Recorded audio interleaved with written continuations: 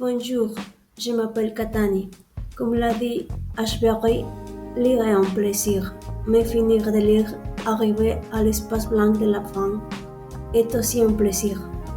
Quand j'étais enfant, à l'âge de 8 ou 9 ans, je me souviens d'avoir lu par ce livre Les Petites Pinces dans un livre de l'école. J'étais tellement attirée par ces histoires qu'un jour, j'ai demandé à ma mère de m'acheter le livre. C'est ainsi que j'ai lu mon premier livre. Avec le temps, l'odeur des livres est devenue l'une de mes odeurs préférées. Lire est l'une des choses les plus importantes dans la vie, l'un des plaisirs les plus enrichissants. Cependant, c'est une pratique qui s'est perdue au fil des années. Selon une étude réalisée par l'Énergie en 2023 au Mexique, seulement 68,5% des Mexicains de plus de 18 ans se considèrent lecteurs et parmi ces 68,5% de lecteurs, seulement 27% comprennent ce qu'ils lisent. Peut-on dire que c'est la faute de la technologie?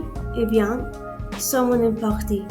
Nous devenons une société qui dépend énormément de ce téléphone et une grande partie du contenu que nous consommons est du contenu poubelle qui ne nous apporte rien d'autre qu'une possible claque de rire. Les réseaux sociaux nous ont rendu si faciles perdre du temps et nous donnent une gratification instantanée en libérant de la dopamine. Et qu'en est-il de tous les contenus de lecture en ligne? Il existe de nombreux avantages.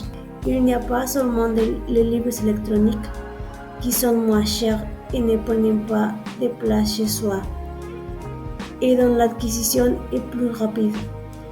Il existe également des autres options comme les blogs ou des sites comme Wattpad ou fanfiction.net, entre autres. Ces plateformes permettent aux passionnés d'écriture d'explorer et même de développer leur talent pour écrire et créer de nouvelles histoires. Il est scientifiquement prouvé que lire sur une tablette, un ordinateur ou un téléphone peut provoquer une fatigue visuelle due à l'exposition continue à la lumière, peut engendrer une dépendance technologique et rendre dépendante de la batterie de votre appareil électronique.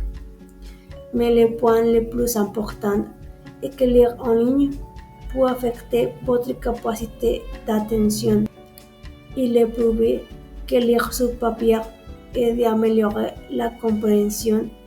Cela pourrait expliquer pourquoi seulement les 27% des lecteurs au Mexique comprennent ce qu'ils lisent.